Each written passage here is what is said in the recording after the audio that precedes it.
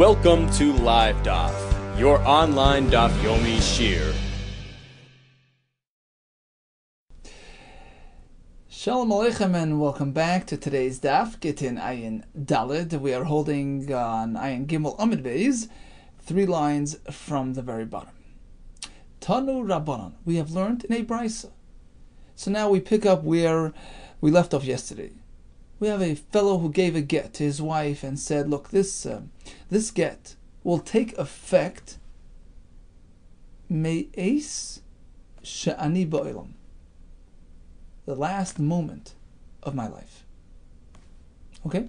So, we have a machlokes regarding her status from now until he actually passes away from this sickness.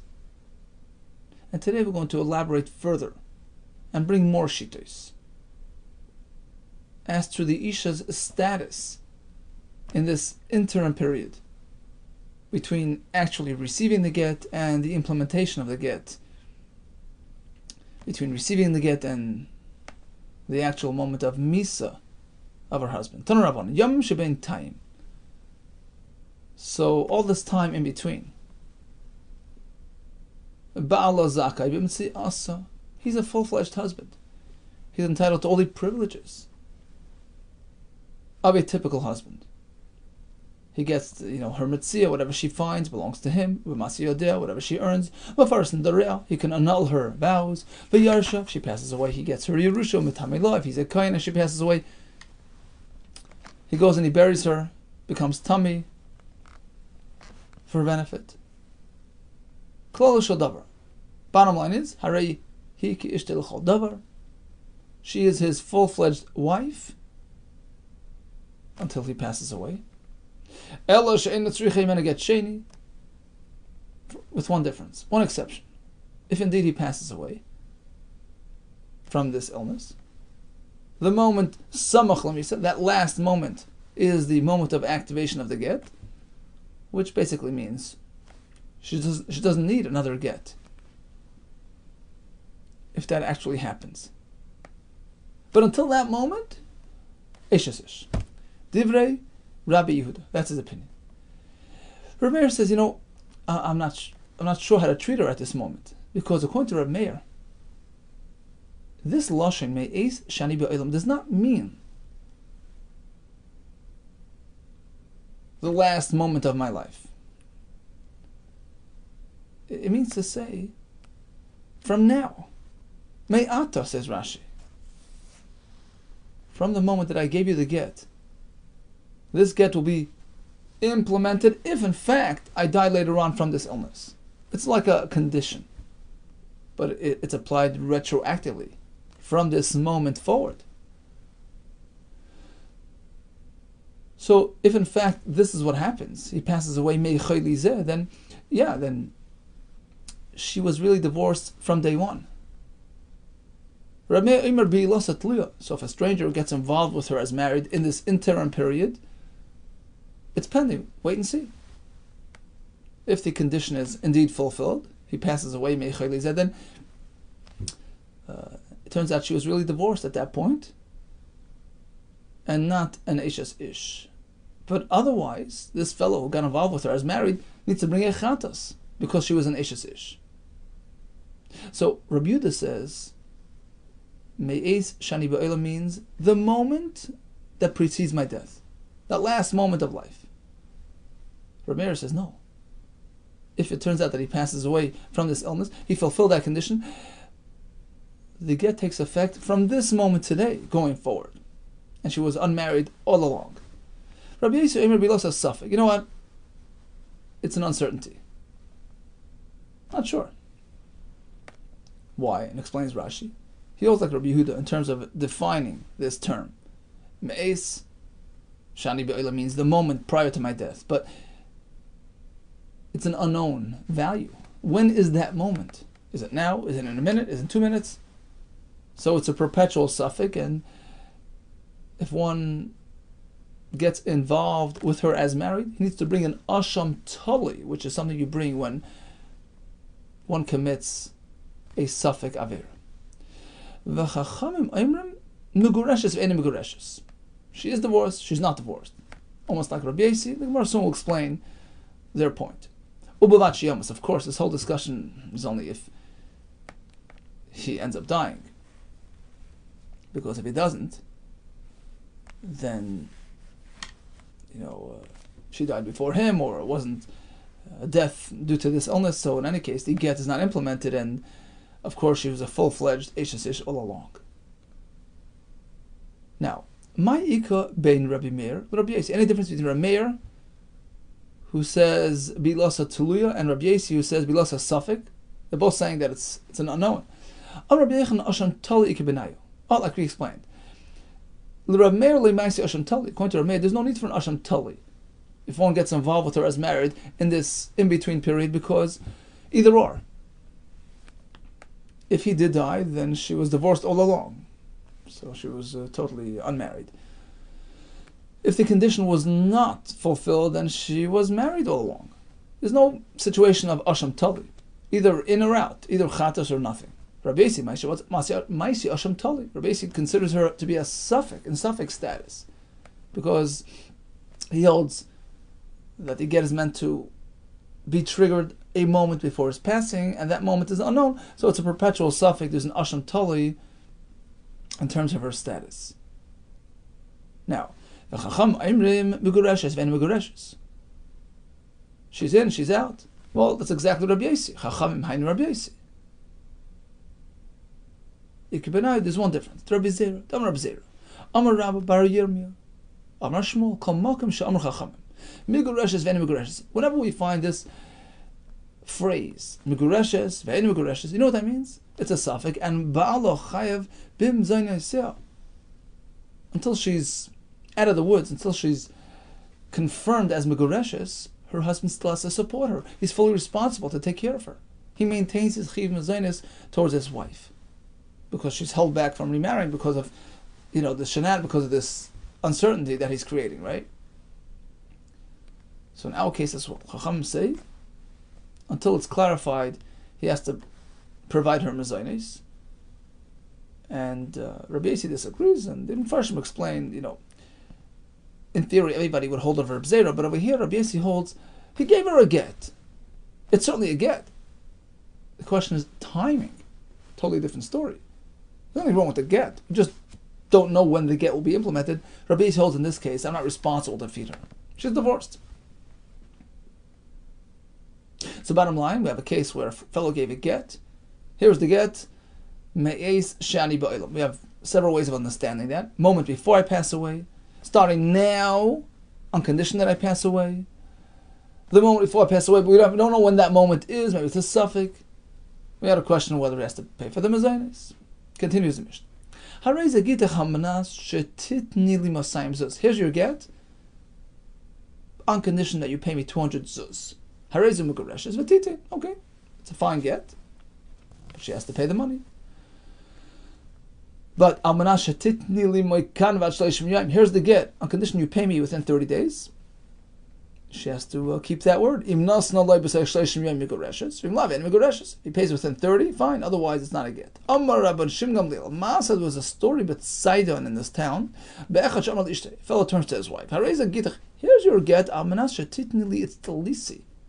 On condition that you give me my coat. There was some coat that he liked. Maybe it was really her coat that he was using. Nichsei melug, whatever it is. You have to give that to me. Okay? V'avd it's lisa, and it turns out that she misplaced it. It's gone.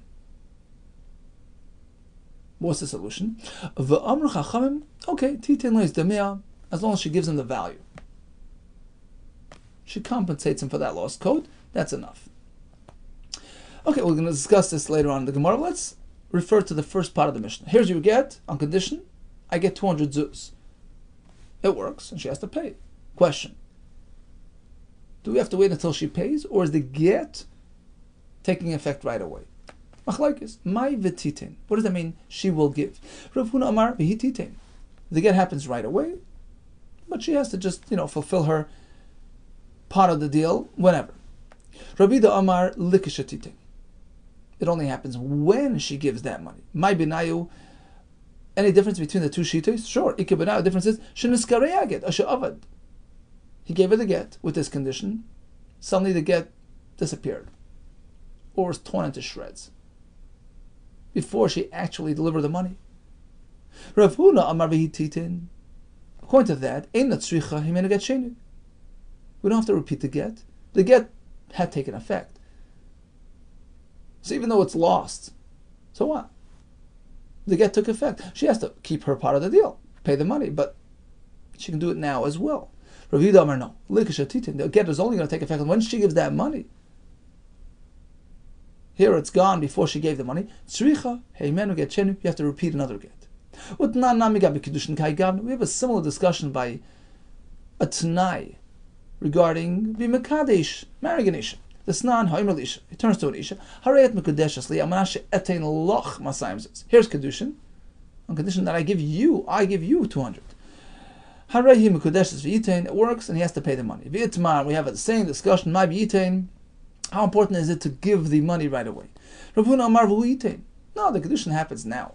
It's independent of giving that money. Later on, he has to pay the money. Rav Yehuda Amar Likashayitin only happens when and if he gives the money. My B'nai, what's the difference between the two approaches? Big difference. Ike B'nayu shepashta yada v'kibel kedushin me'achar. What's her status in between? Let's say she puts her hand out and accepts another ring from somebody else before first husband got a chance to give her the money and fulfill his condition and implement the kedushin. So Rav Huna Amar V'yitain, according to Rav Huna, Reuben is already married. He just has to fulfill his condition. Tanah ba'almuhu. It's just a condition that he has to fulfill. Mikayim tanoi v'azl. Whenever he gets a chance, he fulfills his condition, that's fine. And the second fellow is out of the picture. Rav Yehuda Amar Likashayitin. The condition is only chal when he actually implements his condition, when he gives her the money. The chiyarv hudav condition, when he gives her the 200, then the condition is implemented. But until then, not. And the second fellow is a lucky guy. Ha shaloyav kedushin. Utzricha, why discuss the same machlokes by Kiddushin, by Gittin? What's the point of repeating the same discussion? Utzricha, each one has a Chiddush. The Yashmin got a Kiddushin. If we only discuss the Kiddushin case, I would say, that's different. Perhaps it's only there that Rav Huna says the Kiddushin happens right away. And it's not dependent upon giving the money. You can give the money later. You know why? Because he's trying to bring her near to him. He's trying to initiate a relationship. So he wants it to happen as soon as possible. Aval gabe gerushin, as opposed to our Mishnah, by divorce, he's distancing her from him. Reluctantly. Unwillingly. Circumstantially. So perhaps he wants to delay it as much as possible. In a hope that perhaps things will work out. Perhaps everybody would agree to Rabbi Yehuda that it only takes effect when and if the money is delivered. And that's why we mentioned Gerushin to say no. The same machlokes applies here. If we only discuss the case of Gerushin, I would say the other way. It's only by Gerushin. Where Rav Huna says, let the get happen right away, and eventually she'll give him the money. Because he's not embarrassed. He doesn't hesitate to ask her for the money. She's divorced. So, he knows he'll get the money. He's not worried about it. He doesn't mind having the get implemented immediately. He'll just, go after her for the money later. Aval gabe kedushin, but when it comes to the kedushin deal, where he's promising her money, she might be a bit uncomfortable coming and running after him for the money. After all, she's married to him. Perhaps everybody would agree to Rabbi Yehuda that it doesn't work unless it's actually done first, because she wants to make sure she's getting that money. So I would think so. That's why we mentioned this machlokes by Kedushin as well. No, even by Kedushin, we have the same two shitas. And we can really reverse the whole rationale the other way now. Had we only discussed the Kedushin machlokes, I would say it's only there that Rav Yehuda says the Kedushin is chal right away. Sorry, the Kedushin is only chal when he pays the money. Because over there, as we said, she's perhaps hesitant to run after him for that money. She wants money first and then Kedushin. But when it comes to divorcing, because he's not embarrassed to collect that money after he divorces her. So there, perhaps he's okay with having the gerushin implemented immediately. Perhaps everybody will agree to Rav Huna that the gerushin is chal right away. That's what we discussed, gerushin. And if we only discuss the case of gerushin, perhaps over here Rabbi Yehuda says, well, the gerushin will have to wait until she pays him that cash, because he's distancing her, and perhaps he's trying to delay it and procrastinate it. When it comes to Kedushin, he wants it 1, 2, 3. He's bringing her close. Perhaps Rabbi Yehuda would agree to Rav Huna that the Kedushin is implemented immediately, and then you can fulfill the Tanai later. Tzricha, that's why we mentioned both cases. Tanai by Kedushin, Tanai by Gerushin. Similar cases, but with several differences to highlight the Chidushim on both sides, according to both shittos. Tzricha. So bottom line, whether it's a fellow divorcing his wife on condition that you pay me the money, whether it's a fellow being mekadosh an isha on condition I pay you the money, both, Rav Huna says, it's chal right away. But you have to fulfill your tanai later on. Rav Yehuda says, no, the entire process is pending fulfillment of that condition. Meis maybe have a kash. Here's your get on condition you pay me 200. Even if the get got lost in the meantime, it works. Why? Because the get is effective immediately. That's a riot too. Rav Huna, right? But be careful, don't marry a second person until you actually pay that money, because you don't want to get into trouble. Because if you don't end up paying during that first person's lifetime, you might not get it. Then the whole get is null and void, right? So make sure first pay and then marry. Here's another riot, that the implementation of the get is not pending upon delivering that money. Same case. Here's a get. You have to pay me 200. Umeis, and he passed away. So now, nosna, if she was lucky that she actually gave it to him during his lifetime, so even if he passed away without any kids, she's divorced. There's no yibum here. Loy nosna, but if she failed to give it to him during his lifetime and he passed away without children, she was his almana. Zukuk al, she must go to the brother for yibum, because he clearly indicated that he personally wants to receive the money. He's no longer here to receive the money. Rabban Shimon, Ben Gamliel Leimer, you can give it to a Yairish. No problem, give it to a relative. That's also a fulfillment of that obligation. Now, this whole machlekes is just, sort of addressing a side point. How personal does it have to be? The whole discussion is only regarding the definition of how to define this condition, this tonight.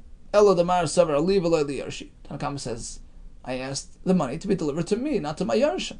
Umar Sabar, leave, I feel Yarshai.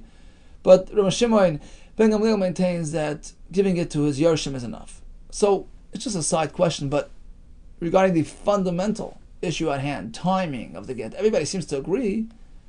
Everybody agrees that it's just a condition that has to be fulfilled sometime in the future, but the get is chal right away during his lifetime. So you have to the Rav Yehuda. It's a right to Rav Huna and a kasha on Rav Yehuda, who says that the get is up in the air until fulfillment of the Tanai, which in this case can't work because he passed away. Rav Yehuda responds, well, you're right. Hamani Rebbe. This is Shita's Rebbe. A special Shita. Who holds that everything happens right away. Even when you make a real condition, it happens right away.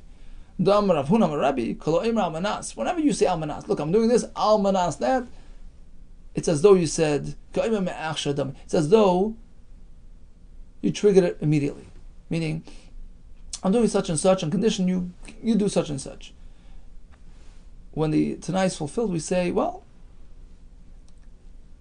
it happens retroactively from this moment forward. That's a new Shita. And that Shita is reflected in this Brisa. So ultimately, when she actually does the Tanai and pays the money, the get is chal lima freya during his lifetime. Pligi Rabbanon, but there's another shita, the Rabbanon. I hold like the Rabbanon who disagree with Rabbi. Vanodamik Rabbanon, I hold like the Rabbanon. Now you set forth a condition. It's not like you said me'ach shav. I'm doing this on condition of that. Whoa, wait. Until that happens. And that's Rabbi Yehuda's shita. So according to Rabbi Yehuda, the machlekes between Rabbi and the Chachamim regarding conditions, regarding the trigger moment of a procedure which is tied together with a condition, is when you say Almanas. Rabbi says it happened immediately. Rabbanan say it's pending. And apparently, according to Rav Huna, all agree that when you say Almanas, it happens me'achshav, and therefore no worries. The get is chal now, let her pay later. This actually corresponds with Rav Zera coming up in a minute, who holds likewise that when you say Almanas, according to all shittas, it happens right away. There's no machlekes on that. When I used to live in Bavel before I came to Eretz Yisrael, we used to say that there's machlekes even by Almanas. This halacha that Rav Huna quoted Rabbi. When you say, well, I'm doing this on condition Almanas, it's as though you said me'achshav, that when that condition is fulfilled, it's activated retroactively from this moment.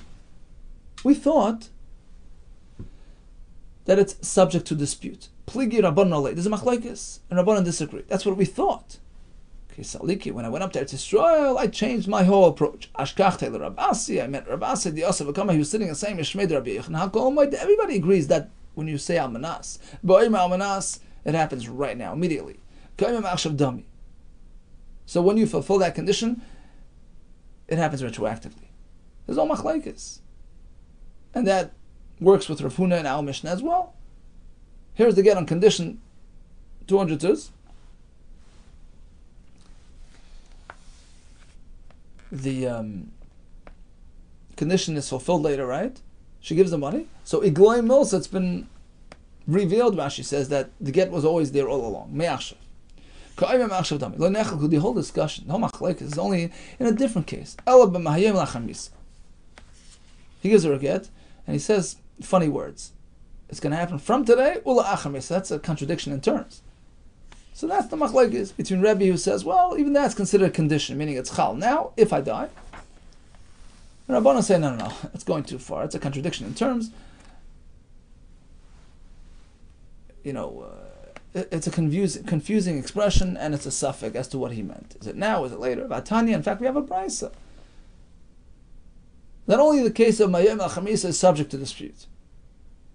Mayim al-Chamisa, get when you get. Chacham say it's a suffix, Rabbi Yomer, no, because I get.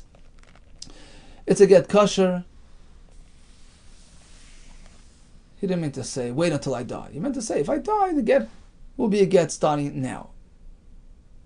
Okay, but it's a side point. Mayim al-Chamisa. Yes or no? But your typical standard get condition. Here is the get on condition almanas. Of course, all agree. Even Rabbanan agree it's me'achshav. Asks the Gemara, well, Rabbi Yehuda disagreed with that. Rabbi Yehuda the Amar ba'almanas pligi. Rabbi Yehuda a minute ago told us that even by almanas, there's a machlekes. Rabbanan hold it doesn't happen from now. It's not effective immediately.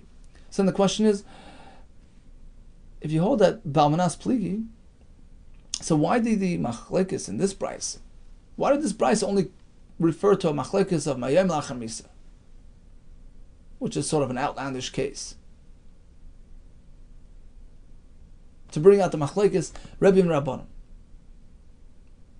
The brisa should have cited a bigger chiddush, a better example, so to speak, of the machlekes. Rabbi Yehuda the Amar ba'almanas pligi. If the machlekes pertains to almanas, instead of the brisa relating to a case of Mayim Lachamisa,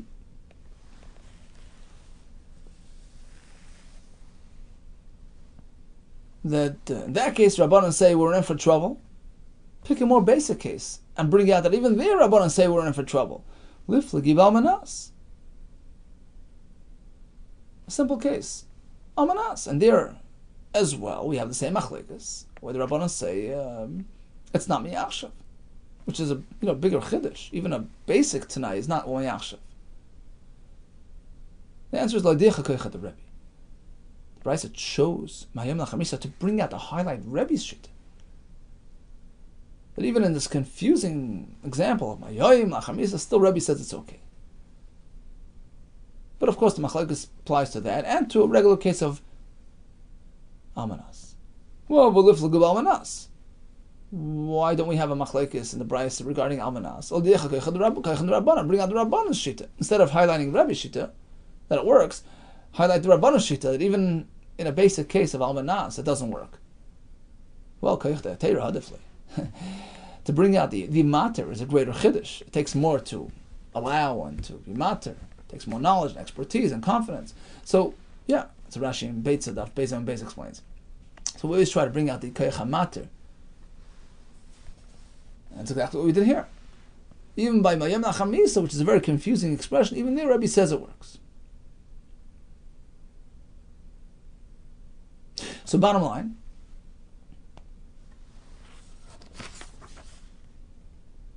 he gives a get, or he does a kedushin with a string attached. I have to pay you have to pay me. Right? It's an almanas.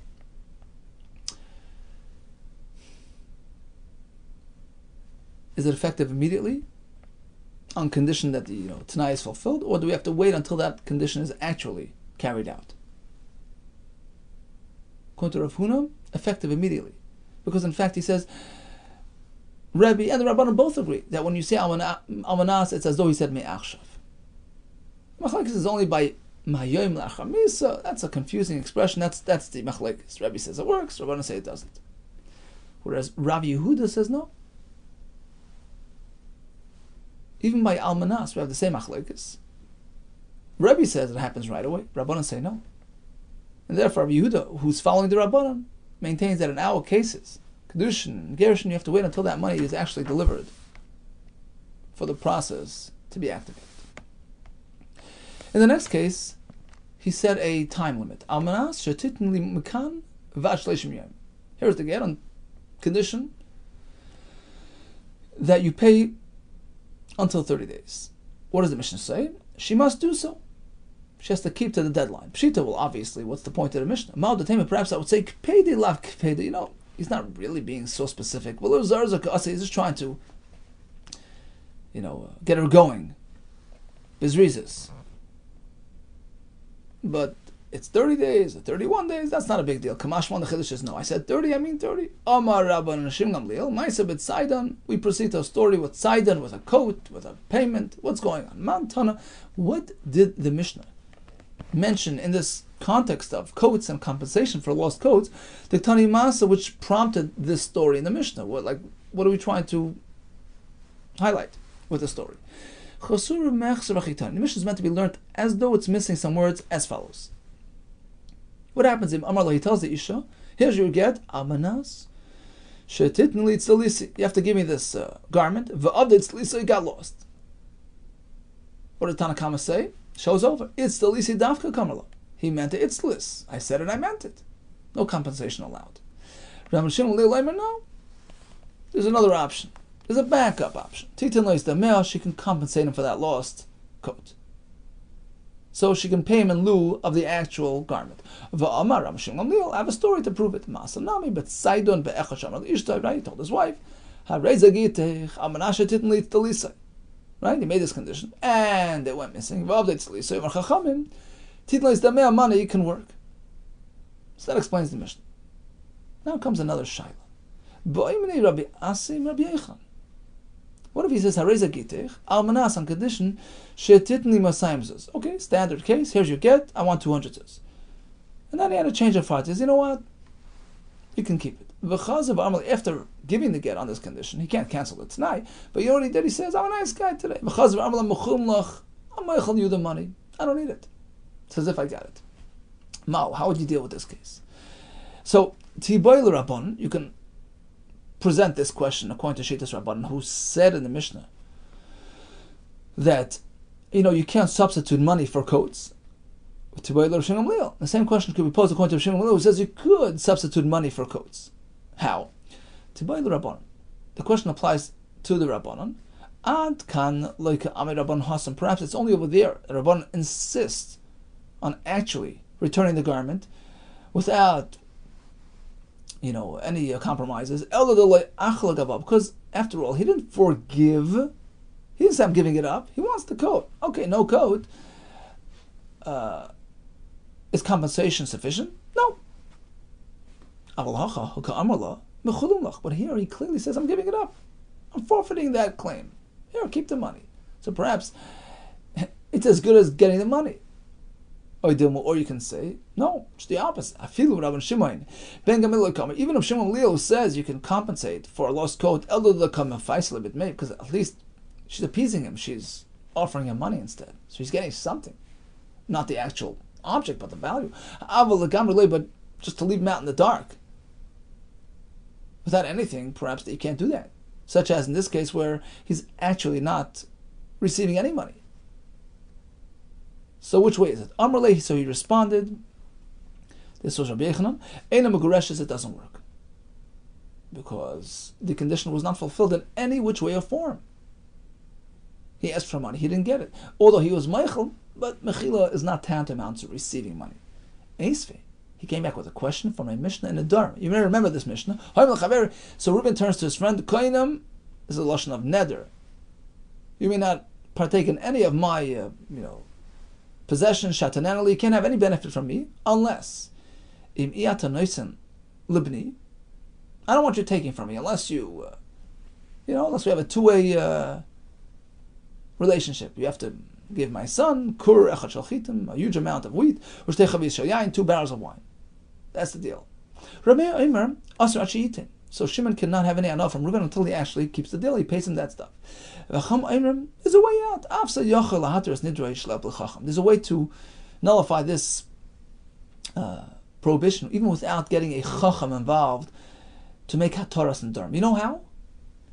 He can say, look, Reuben, the one who set forth this condition, can say, look, you know what? I'm not insisting on actually taking delivery of those items. It's as though I'll treat it as though I feel as good as though I got it. So even though he never took possession of those items, he can pretend as such. He can, be meichel it. So why can't he do the same by the 200 zuz of the gerushin?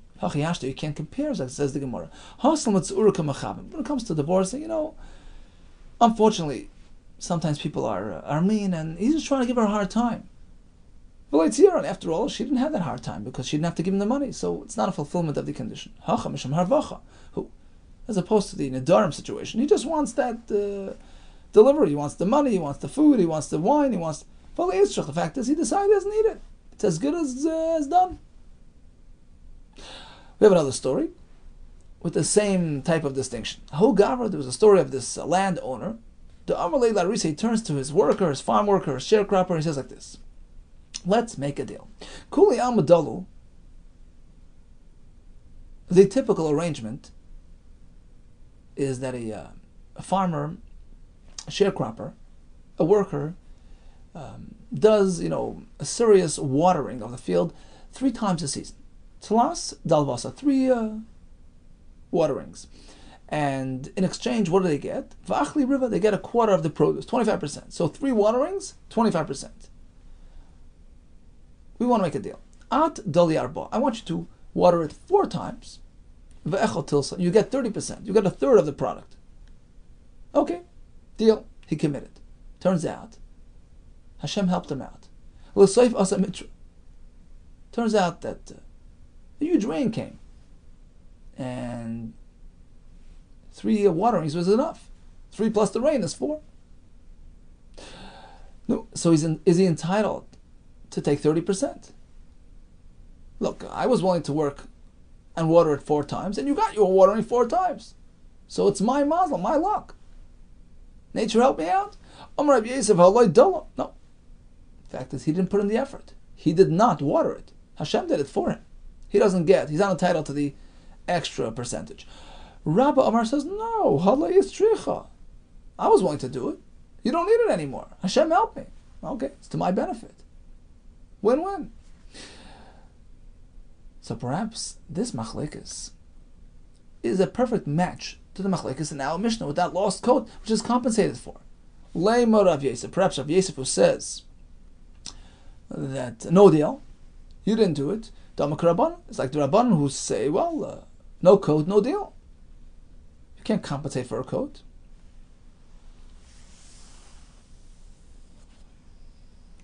For Rabbi, but Rabbi who says that rain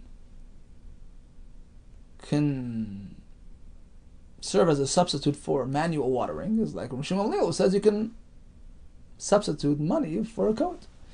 Says the Gemara of Tisbra, well, how can you compare the two things? Well, Kaimlan, we know Hilchas HaKavasei the Rabba. Whenever there's machlekes between Rabba and Rabbi Yosef, typically we pass like Rabba. In this case, it would mean sharecropper wins.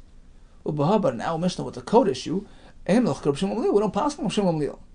So it would be a contradiction within the halachic system. Ella, rather, we have to come up with a new formula. Both Rabba and Rabbi Yosef followed Rabbanan Shita in our Mishnah. No code, compensate with money.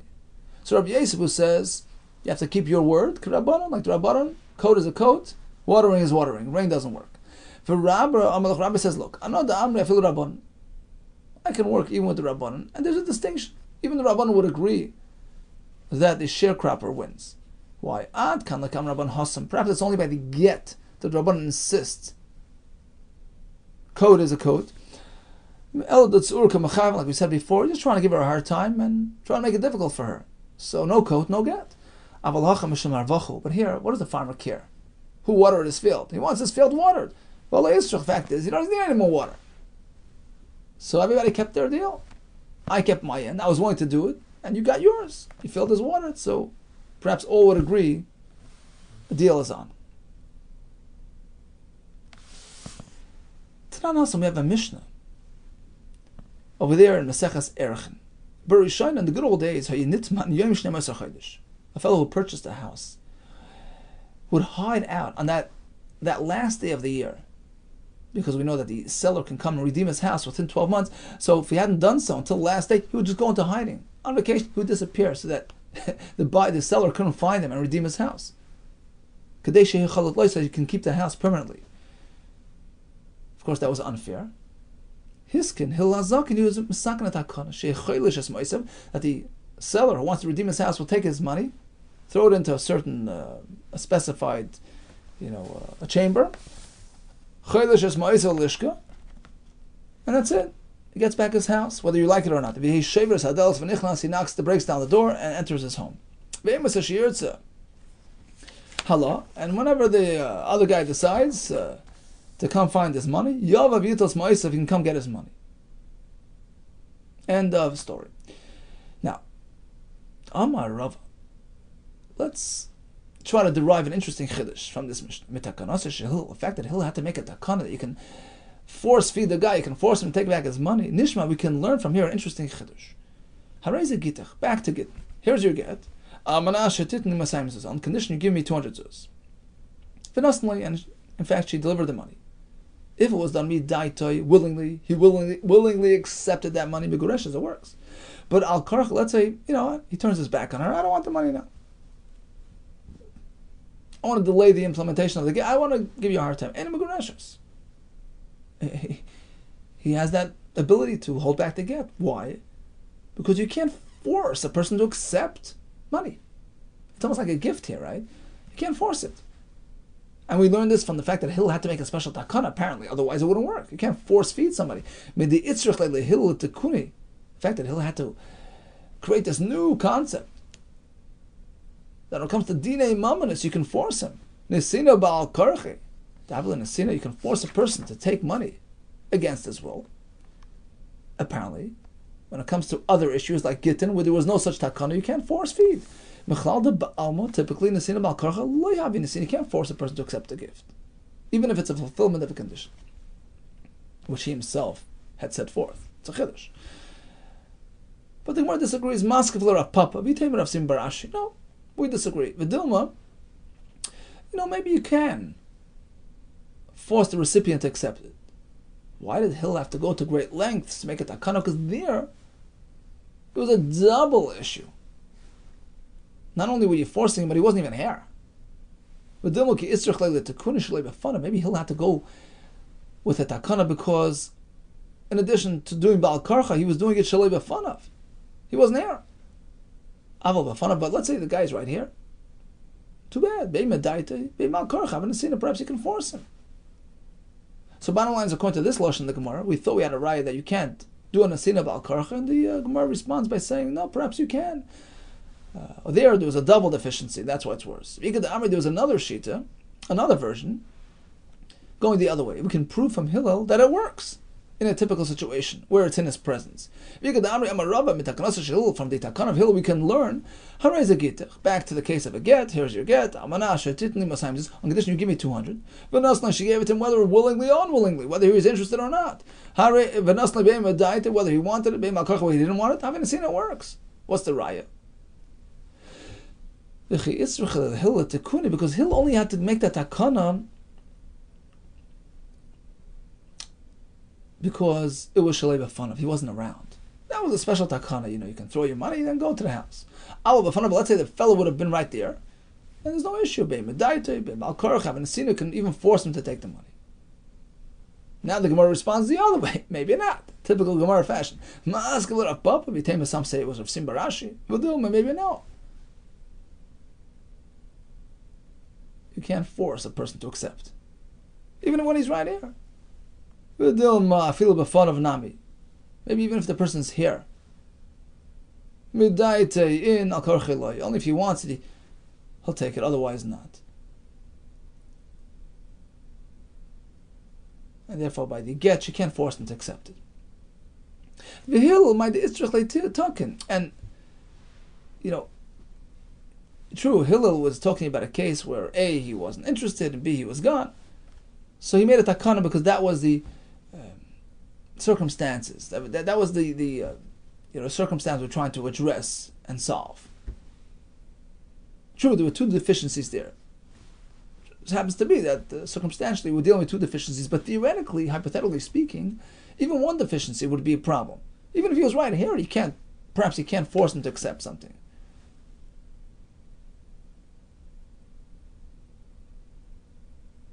Now Taisa has a kasha. Of course, how could you force somebody to accept a gift? What's this whole discussion? You can't. A person doesn't want to accept a gift. How could you force? So Taisa says a chiddush. The Re says like this. I'll just read it inside. He says, husband already set the stage for it. He already committed himself. Right? So perhaps it's out of his hands. He placed it in the ball in her court. Here's a get. You just have to complete the condition. Give me the 200 zuz. It's up to you. Maybe that commitment obligates him to receive the money. It's not anymore up to him to decide whether or not. And it's like the case of the home that we mentioned a minute ago, that the buyer has to receive them. Has to be willing to accept and refund the owner. The kamashmon, the chiddush is no. Afilu bal karchel havenasina, perhaps no. Even though he committed himself, but he's still in the driver's seat, and you can't force him. Let's just see one more thing here. Wherever we find Rabbi Shimon Gamliel mentioned in the Mishnayos, typically halacha kamaisa, we take on his opinion, except for three, one of which is our sugya chutzmi arev v'tzaidan. That's our case with the lost coat. You can't compensate for it. That's a sugya in Sanhedrin. Okay, let's just quickly recap our sugya. We started with a gift, which is only going to be implemented a moment before I pass. When does that happen? Is it pending? Is it retroactive? Is it a suffix? What about the mezainis? We have 4 shitas on that. We had a fellow who issued a get or did a kiddushin. Similar situations with a t'nai of payments. They have to accompany that process. Rav Huna says, well, almanas is just a condition, which basically means that it's going to be activated going forward from now, retroactively from now, if in fact she fulfills her t'nai. But you don't have to wait for the t'nai to be fulfilled. When she fulfills the t'nai, it's chal l'mafreya. Because everybody, Rebbe and Rabbanan, all agree that almanas is as though he said me'achshav. It's only by the case of Mayom Lachar Misa we have machlekes. And Rabbi Yehuda disagrees. Rabbi Yehuda says, well, you have to wait until the money is delivered, because Almanas isn't necessarily me'achshav. There's a machlekes on that, and the Rabbanan hold no, you have to wait. It's pending, and therefore pay up, and then you have the get or the kiddushin. When he set a time frame, 30 days, you have to keep to it. And part 2 of the Mishnah discussed returning a itzdalis. Itzdalis is gone. Can you compensate with payment? Tanakama says no. And the Gemara says, well, that's only by gittin, because let's say uraka machavan, he's insisting, he wants to make it difficult. But when it comes to being meichel, by the nedarim, perhaps it's different. When it comes to the sharecropper, perhaps it's different. As long as everybody's happy, you're okay. And the deal is on. Whereas Rav Shmuel Gamliel says, in all cases, even when the itzlis is gone by the get, you can compensate with its value. Then we ended with an interesting discussion about Nesina Bal Karcha. We had several Lashonis, whether or not it works. All the best to you and Hatzlacha Rabbah.